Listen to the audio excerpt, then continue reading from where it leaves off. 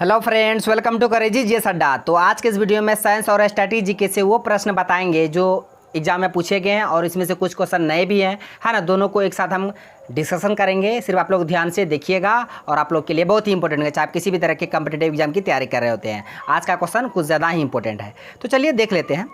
पहला क्वेश्चन है कि निम्नलिखित में से पश्चिम बंगाल के किस भाग में मैंग्रोव वन पाए जाते हैं। आपको बताना है कि पश्चिम बंगाल जो स्टेट है उसके किस भाग में मैंग्रोव वन पाए जाते हैं। ऑप्शन में आपको दिया गौरूमारा राष्ट्रीय उद्यान, उसके बाद सुंदरवन, नीरा वैली राष्ट्रीय उद्यान, बेथू दहारी वन्यजीव अभ्यारण्य। तो इसका करेक्ट आंसर हो जाएगा ऑप्शन बी, यानी कि सुंदरवन में पाए जाते हैं मैंग्रोव वन। इस बात को आप याद रखिएगा। इसके अलावा जो ऑप्शन में उसे भी देख लीजिए, क्या कोई क्वेश्चन छूटे ना, बस हम यही चाहते हैं। गौरूमारा राष्ट्रीय उद्यान क्वेश्चन पूछेगा किस स्टेट में है, तो पश्चिम बंगाल में है। उसके बाद सुंदरवन, तो यह सबको पता है पश्चिम बंगाल में है। उसके बाद नीरा वैली राष्ट्रीय उद्यान, ये भी पश्चिम बंगाल में है। और उसके बाद बेथू दहारी वन्यजीव अभ्यारण्य, ये भी पश्चिम बंगाल में है। तो बता दिए चारों जो नेशनल पार्क है ये पश्चिम बंगाल में है। ये चारों को नाम आप याद रखिएगा, आपके लिए बहुत ही इंपॉर्टेंट होंगे। पश्चिम बंगाल की राजधानी कोलकाता, इस बात को भी आप ध्यान में रखिएगा। नेक्स्ट है कि परमाणु मुख्य रूप से किसके बने होते हैं। ऑप्शन में आपको दिया proton, neutron, electron, proton, neutron, electron. तो इसका आंसर हो जाएगा ऑप्शन डी। तो परमाणु मुख्य रूप से प्रोटॉन, न्यूट्रॉन, इलेक्ट्रॉन के बने होते हैं। जो नाभिक होते हैं फ्रेंड्स, क्वेश्चन पूछते हैं नाभिक में कौन उपस्थित होते हैं, तो प्रोटॉन और न्यूट्रॉन ये नाभिक में उपस्थित होते हैं।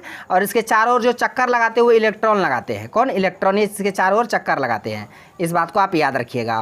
क्वेश्चन पूछेगा इलेक्ट्रॉन में कौन सा आवेश होता है, तो ऋण आवेश।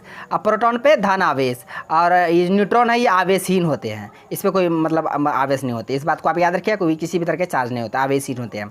न्यूट्रॉन का खोज जेम्स चैडविक। कौन? James Chadwick. और इलेक्ट्रॉन की खोज जे थॉमसन। J Thomson. हम शॉर्ट में लिख रहे हैं, आप लोग ध्यान से सुनिएगा। अब प्रोटॉन की खोज गोल्डस्टीन। कौन? गोल्डस्टीन। तो तीनों नामों को याद रखिएगा। परमाणु किसके बने तो इसे भी बता दिए। नाभिक में कौन उपस्थित होते हैं, प्रोटॉन, न्यूट्रॉन। इसके चारों ओर चक्कर कौन लगाते हैं, इलेक्ट्रॉन। इलेक्ट्रॉन पे ऋण आवेश, प्रोटॉन पे धन आवेश, न्यूट्रॉन में मतलब आवेशहीन होते हैं। तो सारे फैक्ट को आप याद रखिएगा। ये साइंस का कुछ मोस्ट इंपॉर्टेंट क्वेश्चन था ये। नेक्स्ट है सर्वोच्च न्यायालय के मुख्य जो न्यायाधीश होते हैं अपने कार्यालय का इस्तीफा किसे पत्र लिखकर दे सकते हैं। जो सर्वोच्च न्यायालय के न्यायाधीश होते हैं अपना इस्तीफा किसे दे सकते हैं। ऑप्शन में दिया प्रधानमंत्री, संसद, राष्ट्रपति, महान्यायवादी। तो इसका करेक्ट आंसर हो जाएगा ऑप्शन सी, यानी कि राष्ट्रपति। राष्ट्रपति को सर्वोच्च न्यायालय के न्यायाधीश अपना इस्तीफा देते हैं। किसे? राष्ट्रपति को। इस बात को आप याद रखिएगा। अभी राष्ट्रपति कौन है, अभी बनी ही है, अभी है ना, 15 नंबर के राष्ट्रपति हैं द्रौपदी मुर्मू। देश की दूसरी महिला राष्ट्रपति और पहली जनजातीय महिला राष्ट्रपति द्रौपदी मुर्मू 15 नंबर के है। लेकिन चुनाव जो हुआ था वो 16वें नंबर का, क्योंकि डॉक्टर राजेंद्र प्रसाद 2 बार बने थे राष्ट्रपति। इस बात को भी आप याद रखिएगा। महान्यायवादी कौन है, कमेंट बॉक्स में इसका आंसर आप लोग दीजिएगा। अभी वर्तमान में महान्यायवादी comptroller and auditor general CAG कौन है, इसका आंसर आप लोग कमेंट बॉक्स में दीजिएगा। नेक्स्ट है निम्नलिखित में से किस समिति की सिफारिश पर राष्ट्रीय शिक्षा नीति 2020 आधारित है। तो आपको बताना जो राष्ट्रीय शिक्षा नीति न्यू एजुकेशन पॉलिसी जो थे वे किस समिति के पर आधारित है। न्यू एजुकेशन पॉलिसी पी होगा, है ना। ऑप्शन में दिया गोस्वामी समिति, तेंदुलकर समिति, कस्तूरीरंगन समिति, प्रणब समिति। तो इसका हमें सही आंसर बता देते हैं, ऑप्शन सी हो जाएगा। कस्तूरीरंगन समिति आधारित है राष्ट्रीय शिक्षा नीति 2020 पर आधारित। कौन सी समिति? कस्तूरीरंगन समिति। और जो नई संरचना क्या है, न्यू एजुकेशन पॉलिसी है, नई संरचना क्या, 5+3+3+4 ये इसकी संरचना है। इस बात को आप याद रखिएगा। नेक्स्ट क्वेश्चन पूछा गया भी है, अब चूँकि बहुत ही इंपॉर्टेंट हिस्ट्री का क्वेश्चन है ना, कि निम्नलिखित में से किस राज्य में 1817 में ईस्ट इंडिया कंपनी के विरुद्ध पाइका विद्रोह हुआ था। ये क्वेश्चन कुछ ज़्यादा ही इंपॉर्टेंट है। एक पाइका नृत्य है, एक पाइका विद्रोह है। पाइका अगर नृत्य पूछेगा, पाइका नृत्य ये झारखंड में है। कहाँ? झारखंड में। अब पाइका विद्रोह ये कहाँ, आपको हम बताएंगे अभी इस क्वेश्चन में। ऑप्शन में दिया पंजाब, बिहार, उड़ीसा, गुजरात। तो इसका करेक्ट आंसर हो जाएगा ऑप्शन सी, यानी कि उड़ीसा में है। पाइका विद्रोह कहाँ हुआ था? उड़ीसा में ईस्ट इंडिया कंपनी के विरुद्ध। कब हुआ था? 1817 में। हालांकि मतलब कहते हैं सब कोई कि मतलब स्वतंत्रता का पहला विद्रोह हुआ था अंग्रेजों के खिलाफ 1857 का क्रांति जो हुआ था, है ना।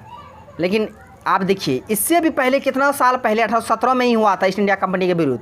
सोचिए पाइका विद्रोह उड़ीसा में, तो इससे बहुत पहले हुआ था। यानी स्वतंत्रता का पहला जो युद्ध हुआ था 1817 में हुआ था पाइका विद्रोह ईस्ट इंडिया कंपनी के खिलाफ उड़ीसा में। उसके बाद 1857 की क्रांति हुई थी 10 मई को। इस बात को भी आप याद रखिएगा, इसे सैन्य विद्रोह भी कहा जाता है। शुरू हुआ था 10 मई को।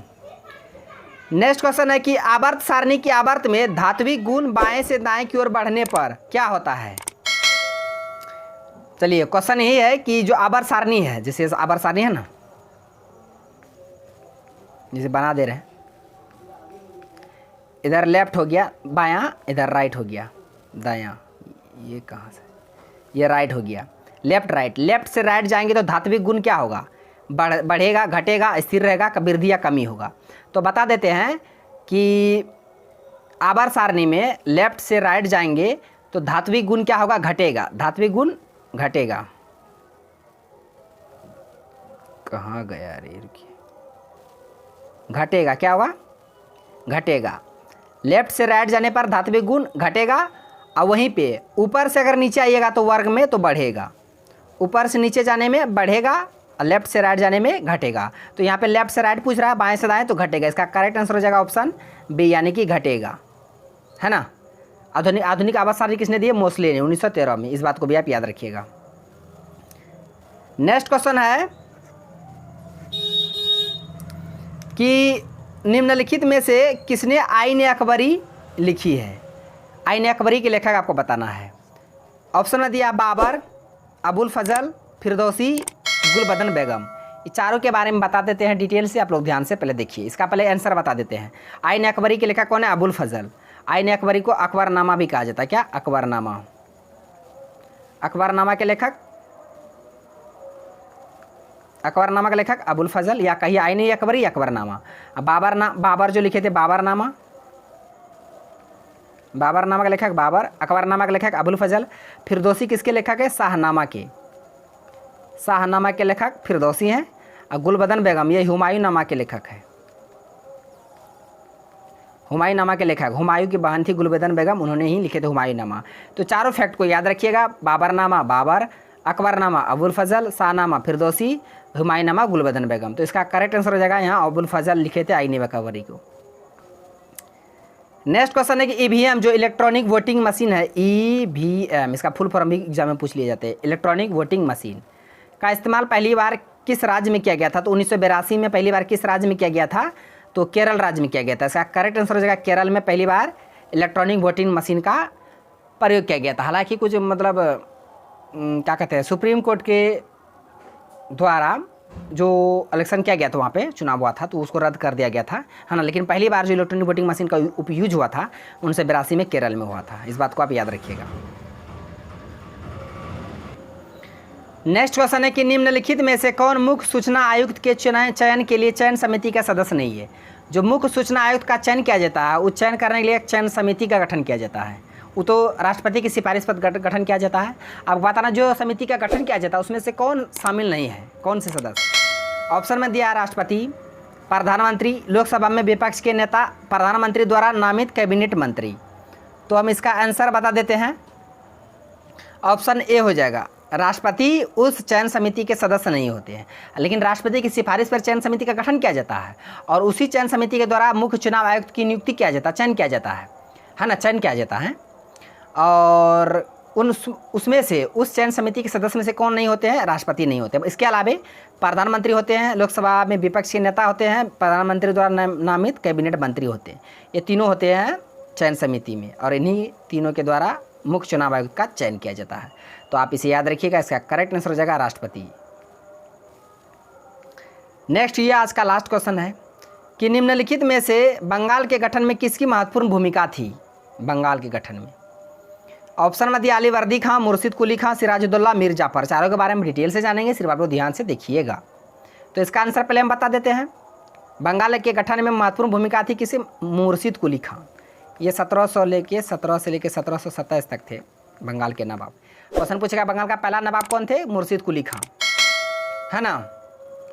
और सिराजुद्दौला पता है ना, सिराजुद्दौला के समय 23 जून 1757 पलासी का युद्ध हुआ था रॉबर्ट क्लाइव और सिराजुद्दौला के बीच। सिराजुद्दौला का हार हुआ था, रॉबर्ट क्लाइव का जीत हुआ था। इस बात को आप याद रखिएगा।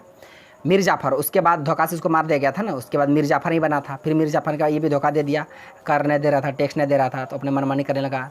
राजधानी चेंज कर दिया गया था, तो इसको भी हटा के तब मीर कासिम को बनाया गया, फिर उसके बाद मीर जाफ़र को बनाया गया था। तो सारे आप बातों को याद रखिएगा। क्वेश्चन पूछता है कि अलीवर्दी खां के बाद कौन बने थे बंगाल के नवाब, तो सिराजुद्दौला बने थे अलीवर्दी खां के बाद। सारे फैक्ट को आप याद रखिएगा। ये था आज का 10 क्वेश्चन जो हम आपको करा दिए विथ एक्स्ट्रा फैक्ट के साथ। इस साइंस भी क्वेश्चन थे, स्ट्रैटेजी का भी क्वेश्चन था, हिस्ट्री का भी था, पॉलिटी का भी था, है ना।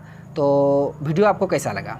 यदि आपको वीडियो अच्छा लगा तो मेरा वीडियो को लाइक कीजिए तथा मेरा यूट्यूब चैनल करेजी जिस अड्डा को सब्सक्राइब करें और बेल आइकन को भी प्रेस कर दीजिए ताकि हर एक लेटेस्ट वीडियो का नोटिफिकेशन तुरंत आप तक पहुंच जाए। थैंक्स फॉर वॉचिंग वीडियो, धन्यवाद। मिलते हैं अब नेक्स्ट वीडियो में नेक्स्ट टॉपिक के साथ, तब तक के लिए जय हिंद।